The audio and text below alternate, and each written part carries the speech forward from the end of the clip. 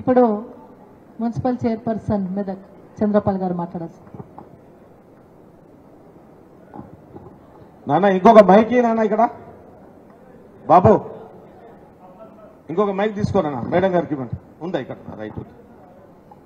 సాయిరెడ్డి ఈనాటి సమీక్షా సమావేశానికి మెదక్ నియోజకవర్గ ముఖ్య కార్యకర్త సమావేశ అధ్యక్షత వహిస్తున్నటువంటి గౌరవనీయులు ఒక్క నిమిషమే సర్పంచులు ఉంటే పైకి రండి. ఇంకో 10 గల కుర్చీలని సర్పంచులు ఎంపీటీసీలు కౌన్సిలర్లు సర్పంచ్లు ఎంపీటీసీలు గౌరవ మున్సిపల్ కౌన్సిల్ చూస్తున్నా మీద 10 గల ఖాళీ ఉన్నాయి. మహిళా సర్పంచ్లు దయచేసి ఇట్లా నుంచి కూర్చోండి బాబుగా కింద ఖాళీ రండి. ఒక 7-8 సీట్లు ఖాళీ ఉన్నాయి దయచేసి వేదిక కుర్చీలు జాగ్రత్తలేవు కనుక అడ్జస్ట్ చేసుకోండి. ఇక 2 నిమిషాల్లో కుర్చీలు ఏర్పాటవుతున్నాను వెనకాల దయచేసి అన్యదా భావించొద్దు ప్లీజ్. మీద జాలుతాయా మరి మీద తక్కువ అవుతున్నాయి మళ్ళా చూసుకోండి. రైట్ బాబు ఇక్కడ 2 ఖాళీ ఉన్నాయి ఇటు కూర్చోండి. ఇటు రండి అన్న.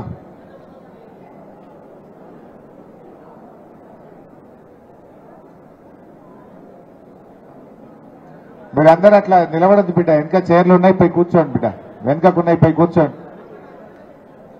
అట్నుంచే పోవాలి ఇట్లా తవ్వలేదు అట్నుంచే పోవాలి వెనక.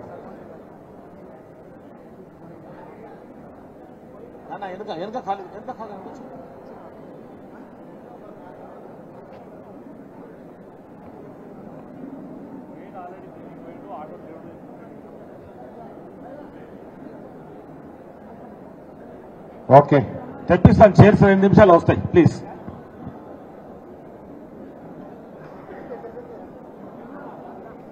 కార్యక్రమానికి అధ్యక్షత వహిస్తున్నటువంటి గౌరవ మాజీ శాసనసభ్యురాలు మన పార్టీ జిల్లా అధ్యక్షురాలు పద్మక్క గారికి, కార్యక్రమానికి ముఖ్య అతిథిగా విచ్చేసినటువంటి తెలంగాణ ప్రజల ఆరాధ్య నాయకులు గౌరవనీయులు రాష్ట్ర మాజీ మంత్రివర్యులు హరీష్ రావు గారు, వేదికపై ఆసనైనటువంటి దేవన్న గారు, ఇఫ్కో డైరెక్టర్ గారు, అదేవిధంగా సోదరుడు బట్టి జగపతి గారు, అన్నగారు మాజీ ఎమ్మెల్సీ సత్యనారాయణ గారు, కంటారెడ్డి తిరుపతి రెడ్డి గారు, ఎంపీపీలు, గౌరవ మున్సిపల్ కౌన్సిలర్లు, ఎంపీటీసీలు, జెడ్పీటీసీలు, గౌరవ సర్పంచ్లు, పిఎస్ఏ చైర్మన్లు, వివిధ గ్రామాల నుండి విచ్చేసినటువంటి కరణు గట్టిన టీఆర్ఎస్ నాయకులు, కార్యకర్తలు, సోదర సోదరిమణులు, పాత్రికేయ సోదరులకు నమస్కారాలు తెలియజేస్తూ, మరి ఈరోజు పార్లమెంట్ ఎన్నికల సందర్భంగా ఇది ముఖ్య సమీక్షా కార్యక్రమం, కార్యకర్తల సమావేశం. మరి ఎంత దురదృష్టమంటే పార్లమెంట్లో ఉన్నటువంటి 7 స్థానాల్లో మరి 6 స్థానాలు మంచి మెజార్టీతో గెలిచి మరి ఈరోజు మరి మెదక్ స్థానంలో మనం ఓడిపోవడం జరిగింది. మరి ఎన్ని కారణాల్లో మనందరికీ తెలుసు. కర్ణుడు సావుకు ఎన్ని కారణాలు, అన్ని కారణాలు ఇక్కడ మనం కావాలని ఇబ్బంది పెట్టి తప్పుడు మాటలు చెప్పి తప్పుడు ప్రచారాలు చేసి ఈరోజు ఓటమి పాలు చేయడం జరిగింది. మెదక్లో ఉన్నటువంటి ఆఫీసర్ని తగిలిపోయాయి. సిద్దిపేటకు తీసుకుపోయినారు మంత్రి గారు, నిధులన్నీ తీసుకుపోయినారు. రకరకాల తప్పుడు హామీలు, రకరకాల తప్పుడు మాటలు చెప్పి ఈరోజు వాళ్ళు గెలవడం జరిగింది. వాస్తవానికి బలమైనటువంటి క్యాడర్ ఉన్నటువంటి, బలమైన నాయకత్వం ఉన్నటువంటి, గ్రామ స్థాయిలో బలంగా ఉన్నటువంటి పార్టీ మరి మన బీఆర్ఎస్ పార్టీ. అయినప్పటికీ కూడా తప్పుడు హామీలతో, తప్పుడు మాటలతో ఈరోజు మనం ఓటమి పాలు చెందడం జరిగింది. అది ఎంతో అందరికీ బాధ ఉంది. ఈరోజు ఎవరి ముఖాల్లో ఆనందం లేదు మనకి. ఈరోజు కారణం మన అక్కగారు ఓటమి పాలు కావడం. ఇంకా మనం జీర్ణించుకున్నటువంటి పరిస్థితి, ఇంకా ఆ బాధల నుంచి మనం కోలుకునే పరిస్థితి. సిద్దిపేట అభివృద్ధి ఉంది. అభివృద్ధి ఏంటంటే ఏకంగా ఒకే వ్యక్తిని గెలిపిస్తూ ఆ వ్యక్తికి మద్దతునిస్తూ అక్కడ అభివృద్ధికి బాటలు వేశారు. ఒక్కసారి చిన్న 2 నిమిషాలు కంపేర్ చేసుకుందాం. మదన్ మోహన్ గారి నాయకత్వం చాలా కాలం వారి నాయకత్వం వహించి సిద్దిపేటను అభివృద్ధి చేసిండ్రు. ఆ తర్వాత గౌరవనీయులు మన ముఖ్యమంత్రి గారు, మాజీ ముఖ్యమంత్రి గారు కల్వకుంట్ల చంద్రశేఖరరావు గారు చాలా కాలం అకుంఠ దీక్షలో పనిచేసిండ్రు.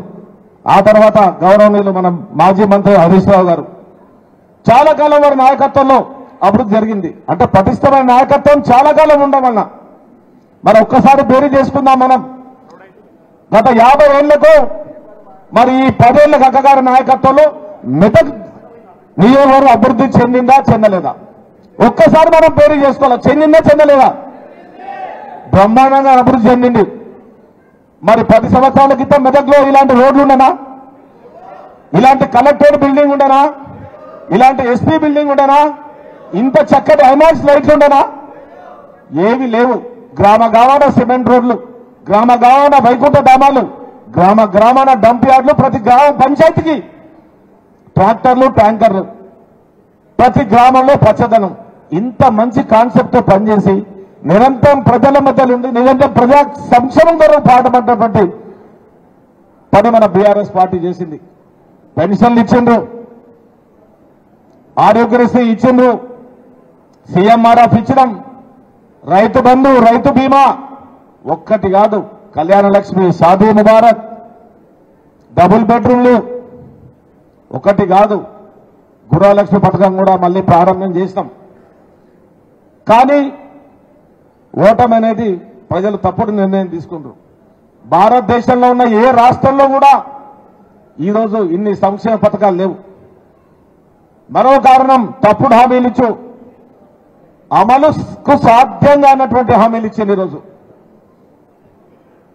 తెలంగాణకు ఎన్నో రేట్లు, ఈ బడ్జెట్కు ఎన్నో రేట్ల బడ్జెట్ కావాలి వాళ్ళ హామీలన్నీ కూడా. ఇటీవలే గౌరవ మంత్రివర్యులు చెప్పిండు, మన గౌరవ వర్కింగ్ ప్రెసిడెంట్ గారు చెప్పిండు 420 హామీలు ఇవ్వడం జరిగింది.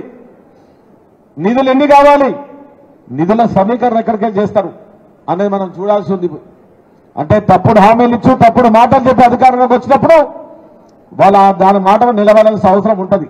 ఇప్పటికే అంటున్నారు చాలా మంది గ్రామాల్లో పోతే, ఇదేంటే పంచర్గా రైతు బంధు పడుతుంటే ఇప్పుడు రైతు బంధు వస్తలేదు అంటే ఆ విషయం అప్పుడే ప్రారంభమైంది. మరి ఎన్నికల ముందు ప్రభుత్వం, మన ప్రభుత్వం ఏ విధంగా పవర్ ఇచ్చింది? ఈ రోజుకు 10 సార్లు మనకు కరెంటు పోతా ఉంది.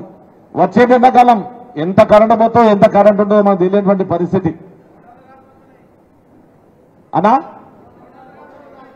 మోటార్లు అప్పుడే స్టార్ట్ అయినాయి కాలిపోవడం. ఇంకా ముందుంది, ఇంకా ముసళ్ళ పండుగ, ఇంకా ఇప్పుడే మనకి ఇంకా తెలియట్లేదు. ముందున్నది ఇంకా ఎంత ఏం చేయాలో, ఎంత నష్టపడాలో మనం అనేది ముందున్న తప్ప మరొకటి కాదు.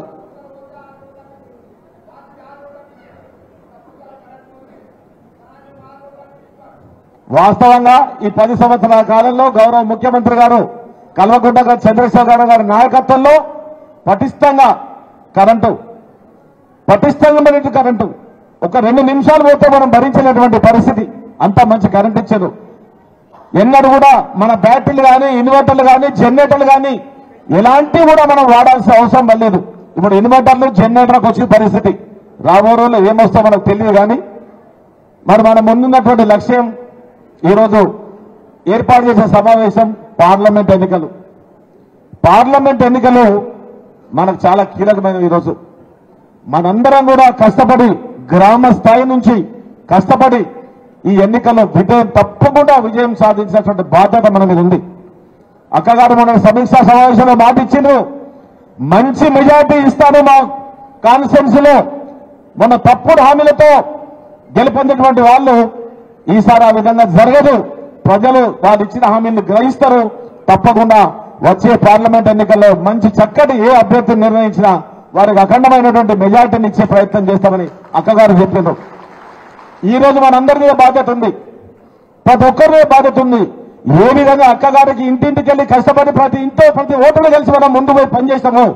వచ్చే పార్లమెంట్ ఎన్నికల్లో కూడా ఎలాంటి నిర్లిప్తత, ఎలాంటి నిర్లక్ష్యం లేకుండా మనం ప్రతి ఇంటికి గడపకెళ్ళి మళ్ళీ తిరిగి ఓట్లు అడిగి తప్పకుండా ఎన్నికల్లో విజయం సాధించగా మనం ముందు పోవాలని కోరుతా ఉన్నాను. ఇక రకరకాల పార్టీలు ఎన్నికలకు వస్తాయి. ఇటు కాంగ్రెస్ వస్తుంది, బీజేపీ వస్తుంది. రాముడు ఒక్కరు వాడు కాదు, రాముడు అందరు వాడు. తమ్ముడు చెప్పినట్టు రాముడు అందరు వాడు. ప్రతి ఒక్కరి మీద కూర్చున్న ప్రతి ఒక్కరు కూడా రామాలయ నిర్మాణంలో భాగస్వాములం ఉన్న మీద రాముని నమ్ముకున్న ప్రతి ఒక్కరు కూడా మన కుటుంబ నిర్మాణంలో భాగస్వాములం తోసిన విధంగా మనం చందాలు పంపించుకున్నాం. అది అంతమటుకే కానీ ఒక దేవుడి పేరు చెప్పి ఓట్లు అడగడం, ఆ దేవుడి పేరు మీద ఓట్లు వేయడం అనేది సాధ్యం కాదది. ప్రజాస్వామ్య దేశం ఇది, అన్ని కులాలు అన్ని మతాలు ఉన్నటువంటి దేశం కాబట్టి మరి ఆ దైవ నమ్మకంతో ఏదో మూఢ నమ్మకంతో మనం ముందు పోవాల్సినటువంటి అవసరం మనకు లేదు. ఒకటే కోరుతా ఉన్నాను, ఎన్నికల్లో విజయమే లక్ష్యంగా మనం పనిచేస్తే మనం సాధించలేని ఏది లేదు అని మీ అందరికీ మనవి చేస్తూ వచ్చే ఎన్నికల్లో మనం అంతా గట్టిగా కూర్చేసి బీఆర్ఎస్ పార్టీ అభ్యర్థిని అఖండమైన మెజార్టీతో మన కాన్స్టిట్యూన్సీలో మన యొక్క సత్తా మరొకసారి చాటే విధంగా మనం ముందు పోవడానికి తెలియజేసి అవకాశం ఇచ్చినటువంటి అధ్యక్ష వారికి కృతజ్ఞతలు తీసుకుంటాం. జై తెలంగాణ.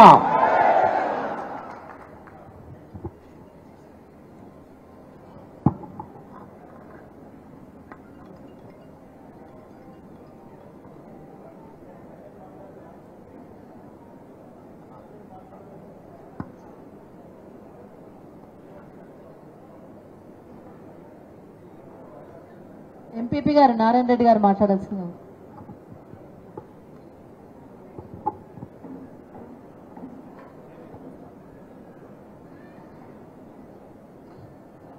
నేటి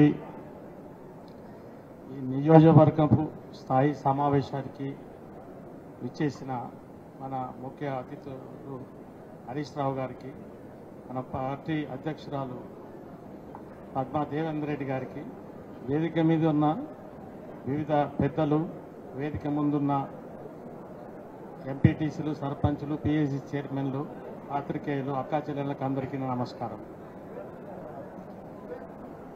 మన నిర్లక్ష్యమో లేకపోతే అంటే మనము ఖచ్చితంగా గెలుస్తామనే ఒక అతి నమ్మకం కూడా మనం కొంపముంచింది. సరే, అది ఒక పెద్దలు చెప్పినట్టుగా మనకు స్పీడ్ బ్రేకర్ లెక్క తర్వాత మనం ఏ కార్యక్రమాలతోటి ముందుకు పోవాలనే దాంతో ఇప్పుడు ఈరోజు సమావేశం ఏర్పాటు చేయడం జరిగింది. వచ్చే పార్లమెంటుకి ఎన్నికల్లో మనకు ఇప్పుడు పెద్దలు ఏ రకంగా దిశానిర్దేశం చేస్తే ఆ విధంగా మనకు ముందుకు పోయి మనము వారు నిర్ణయించిన అభ్యర్థిని మనం అఖండ మెజార్టీతో గెలిపించాలనేది. మొట్టమొదలు ఏంటంటే ఇప్పుడు టీఆర్ఎస్ పార్టీ మనం ఎందుకు గెలవాలి, అసలు ఏంది అనేది. ఇప్పుడు మన తెలంగాణ రాష్ట్ర కొరకు పుట్టిన పార్టీ ఇది. ఇప్పుడు చాలా మంది ఏంటంటే ఇప్పుడు మనకు మొన్ననే చెప్తుండ్రు, ఇప్పుడు ఏది మన నాగార్జున సాగరు, తర్వాత శ్రీశైలం, ఇప్పుడు కృష్ణా KRMB అది ఇంతవరకు దాకా ఏంటంటే 9.5 ఏళ్ల నుంచి కూడా కేంద్రము వాళ్ళ స్వాధీనం తీసుకొని వాళ్ళు ఇష్టం వచ్చినట్టు చేస్తామని చూస్తే మన ముఖ్యమంత్రి గారు వాళ్ళకి అవకాశం ఇవ్వలేరు. ఇప్పుడు వచ్చిన కాంగ్రెస్ ప్రభుత్వం ఏం చేస్తుందంటే సెంట్రల్ గవర్నమెంట్కు తీసుకుంటుండ్రు, దాని మీద మనకు ఎటువంటి హక్కు ఉండదు. ఇక రేపు ఒక చిన్న మనకు 1 TMCయో 2 TMCలో నీళ్లు ఇవ్వాలన్నా కూడా కేంద్ర ప్రభుత్వ అనుమతితోటి మనం చేయాల్సి వస్తుంది. మన ప్రాంతీయ పార్టీ ఉండేపటికి ఏమైందంటే కూడా వాళ్ళకు అవకాశాలు లేకుండా చేసింది సార్. కూడా మన కరెంటుకు కూడా మీటర్లు పెడతామంటే కూడా ఇప్పుడు 5,000 కోట్లు ఇస్తాం సంవత్సరానికి అది ఇదని చెప్పినా కానీ సారు రైతుల ప్రయోజనాలను దృష్టిలో పెట్టుకొని మనము మిగతా ఇబ్బంది పడదాం కానీ అవి వాళ్ళ పైసలు తీసుకోవద్దని చెప్పి ఇప్పటిదాకా కూడా 9.5 ఏళ్ల నుంచి మనం ఎన్నడూ కూడా దిగులు చెందలే. మనకు ఏది పవర్ విషయంలో కానీ, వాటర్ విషయంలో కానీ, ఇప్పుడు రైతు బీమా కానీ, రైతు బంధు కానీ, ఇవన్నిటి విషయంలో. సరే, వాళ్ళు ఇక్కడ గల్లీలనేమో కొట్లాడుతున్నారు కాంగ్రెస్ బీజేపీ, ఢిల్లీలో పోయేమో మళ్ళీ అంత వాళ్ళు ఒకటి లెక్క ఉంటుండ్రు. ఇప్పుడు మొన్ననే బండి సంజయ్ చెప్తుండ్రు, కాంగ్రెస్ మనము ఇద్దరం ఒకటైదాము, తెలంగాణను 100 అడుగుల లోతున బొందబెట్టాలని మాట్లాడుతుండ ఆయన. ఇప్పుడు వాళ్ళు ఇప్పుడు మనకు పేపర్లో కూడా వస్తుంది, ఇప్పుడు అక్కడ కూడా ఏంటంటే బలహీనమైన అభ్యర్థి కాంగ్రెస్ని పెట్టి ఆయనను గెలిపియాలనే దానికి టీఆర్ఎస్ను మొత్తానికి లేకుండా చేయాలి, మనమే ఉండాలి ప్రధాన ప్రతిపక్షంగా మీరు కానీ నేను కానీ అయితే వాళ్ళు జాతీయ పార్టీలు ఆలోచన చేస్తున్నారు. దాని గురించి అయినా మనం బలంగా సరే ఇప్పుడు మన మెదకు ఇప్పుడు 7 దాంట్లో 6 గెలిచినాము, ఒకటి అతి స్వల్ప మెజార్టీ తోటి పోయినాము. అది ఒక గ్రామంలో ఒక 15 ఓట్లు మనం చేసుకున్నా గెలిచేటోళ్ళం. అసలు అందరం కూడా గ్రామానికి ఒక 15 ఓట్లు అక్కడ కాంగ్రెస్ పడే ఓట్లు మనకు పడితే మనం ఇవాళ గెలిచేది. 10,000 చేతులతో మనం ఓడిపోయినాము. దాని గురించి ఏం దిగులు చెందాల్సిన పరిస్థితి లేదు. కార్యకర్తలు కూడా అంత బలంగా ఉన్నారు. ఎవరు కూడా సరే అధైర్యం అంటే కొద్దిగా బాధ అనేది ఉన్నది, ఓడిపోయినాం అనేది. కానీ మనం సాధించుకునేటట్టు కష్టపడి చేస్తే మనము ఖచ్చితంగా ఈ సీటును మనం సాధించుకుందాము. సరే ఇక బాధ అనేది ఉంటుంది, ఆ బాధను మర్చిపోయి మళ్ళా మనము మన గౌరవ అధ్యక్షులు చెప్పినట్టుగా ఖచ్చితంగా వారు ఏదైతే మాట ఇచ్చిండ్రో మంచి మెజారిటీ తోటి గ్రామాలలో మనం కష్టపడితే ఇప్పుడు ఈ 2 నెలలనే మనకు చెప్తుండ్రు, ఇప్పుడు వస్తుండ్రు వాళ్ళు రైతు బంధు పడతలేదు అనేది, పవర్ ప్రాబ్లం ఉంటుందో ఇవన్నీ అంటే ఆయన ఎంత చెప్పినా జనాలు వినలేరు. మార్పు కావాలని అన్నారు. మరి మార్పు అంటే మనం చేసిన సంక్షేమ పథకాలన్నా మంచి పని చేస్తే మార్పు కోరుకుంటారు. కానీ మనం ఇచ్చినవి తీసేసేవారంటే మార్పు అనేది ఉంటే అది జనాలకు నష్టమవుతుంది. ఇప్పుడు కొంతమంది అది చేస్తే అలాగా అందరికీ అది అవుతుంది. కనుక ఆ మార్పు అనేది సరే వాళ్ళకు ఇప్పుడు అర్థమైపోయి ఏమైందంటే గిట్లెట్లయింది, ఈ ఒక్కటి పోయినా మాకు సెంట్రల్ గా మన స్టేట్ గవర్నమెంట్ వస్తుండే, ముఖ్యమంత్రి వస్తుండే అని అనుకున్నారు. కానీ మనకి ఇక్కడ ఎమ్మెల్యే లేనప్పుడు ప్రభుత్వం ఎట్లా వస్తాయనేది కొద్దిగా ఆలోచన చేయలేరు. ఇప్పటికైనా మనము సరే మనకి ఎక్కడ కూడా ఎటువంటి అది కాకుండా ఖచ్చితంగా వారు ఇచ్చిన దశతోటి వాళ్ళు నిర్దేశించినట్టుగా ఖచ్చితంగా ప్రతి గ్రామాన కూడా మనకు మెజారిటీ ఇస్తారనేది నేను ఆశిస్తూ ఈ సభకు ఇచ్చేసిన అందరికి కూడా పేరు పేరున ధన్యవాదాలు చెప్తూ జై తెలంగాణ. థ్యాంక్ యూ ఎంపీపీ గారు. ఇప్పుడు Narsingi vice MPP జప్తి శివనూరు MPTC Sujatha గారు మాట్లాడాల్సిందిగా కోరుతాం.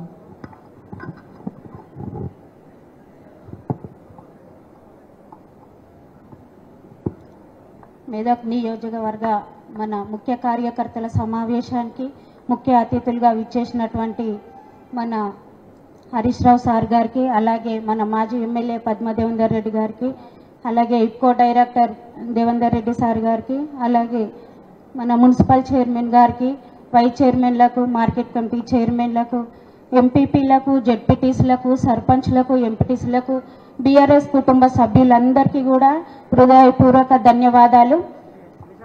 ఈరోజు ఇంత ముఖ్య సమావేశం జరుపుకున్నందుకు చాలా సంతోషంగా ఉంది. ఈ సమావేశం ఇంకొంచెం ముందు పెట్టుకుంటే చాలా సంతోషంగా ఉండేదని, అందరూ కొంచెం బాధల్లో ఉన్నాం కాబట్టి తొందరగా ఆ బాధనన్నీ కోల్పోయి మనం అందరం దగ్గరికి వచ్చే వాళ్ళమేమో అని నాకు అనిపించింది. అలాగే చాలా మంది కూడా మనం ఇక్కడ ఉన్న ప్రతి ఒక్కరు కూడా హార్ట్ఫుల్గా చాలా 100% కూడా పని చేసిన వాళ్ళమే. కానీ ప్రజలు మార్పు కోరుకున్నారు అని చాలా మంది అన్నారు. అయితే ప్రజలకు కూడా ఏంది అని అంటే ఎప్పుడు మనమే మంచి అని చెప్పుకోవడం కాదు, ఎదుటి వాళ్ళ కూడా మనం మంచి గుర్తించాలి. అలా గుర్తించడానికి వాళ్ళకి ఇప్పుడు అనిపిస్తుంది, అతి తొందరగానే వాళ్ళు గుర్తించారు.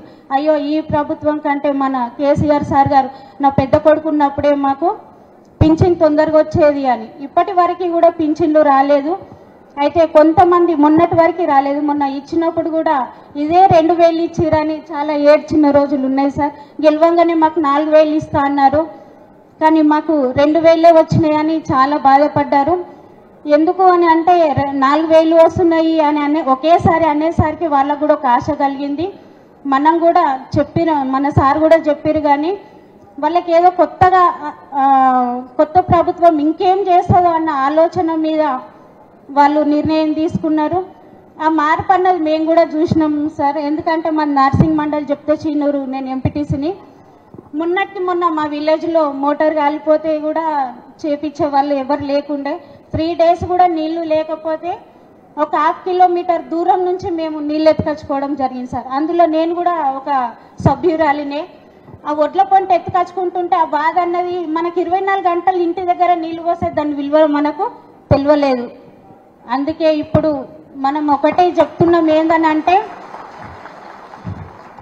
ఒకప్పుడు మన విలేజ్లలో కానీ ఇళ్లలో కానీ కరెంటు లేదు అనే దానికి ఒకటే సాక్ష్యం ఏంటి అంటే కరెంట్ డిపార్ట్మెంట్లో కానీ మన ఇళ్లలో కానీ బోర్ దగ్గర కానీ ఒక 5 నిమిషాలు మన వైర్ తెగిపోయింది అంటే ఎల్సీ కావాలంటే మాత్రమే కరెంటు పోయేది. కానీ ఇప్పుడు ఎదురు చూడంగా కూడా కరెంటు రావట్లేదు సార్. మాకు చాలా అంటే చాలా కష్టంగా ఉంది. అసలు మోటార్ల దగ్గర నీళ్లు నాటేసుకోవడం కూడా ఇప్పటి వరకు కూడా కాలేదు సార్ విలేజ్లల్లో. కేసీఆర్ సార్ ప్రభుత్వము సార్ ఎప్పుడైతే దిగిపోయారో నిజంగా చెప్తున్నాను, చెల్టల్లో నీళ్లు కూడా తగ్గిపోయినాయి సార్. అక్కడ అసలు మాకు నీళ్లు కూడా లేవు. ఎందుకంటే సార్ ఉన్నన్ని రోజులు సంతోషంగా కావచ్చు, ఏదైనా కాలువలు కావచ్చు, ఏదైనా మన మనసుతోటి ఏ విధంగా చూస్తే మనకు అదే కనిపిస్తుంది. కానీ నిజంగా చెప్తున్నాను, మా దగ్గర ఎప్పుడు తగ్గని చెరువులో కూడా నీళ్లు తగ్గిపోయినాయి. చాలా బాధాకరం. మనము ఏం కోల్పోయినామో, ఎవరి విలువ ఏందన్నది ఇక్కడ ఉన్న ప్రతి ఒక్కరికి తెలుసు. కాబట్టి ఇక ముందు కూడా మనం అందరము ఒక మంచి నిర్ణయం తీసుకొని మన పెద్దలు ఏది ఆశిస్తారో, మనకు ఎవరినైతే మన కేసీఆర్ సార్ ఎవరైతే ఎంపీ గారు నిర్ణయిస్తారో అవన్నీ మనం ఖచ్చితంగా గెలిపించుకోవాలని సభాముఖంగా అందరికీ తెలియజేసుకుంటున్నాను. అవకాశం ఇచ్చిన పెద్దలందరికీ ధన్యవాదాలు. జై తెలంగాణ. థ్యాంక్ యూ సుజాత గారికి, థ్యాంక్ యూ వెరీ మచ్. ఇప్పుడు జ్యోతి గారు, సర్పంచ్ జ్యోతి గారు మాట్లాడాల్సిందిగా, జంగరాయ సర్పంచ్ జ్యోతి గారు మాట్లాడాల్సిందిగా కోరుతున్నాను.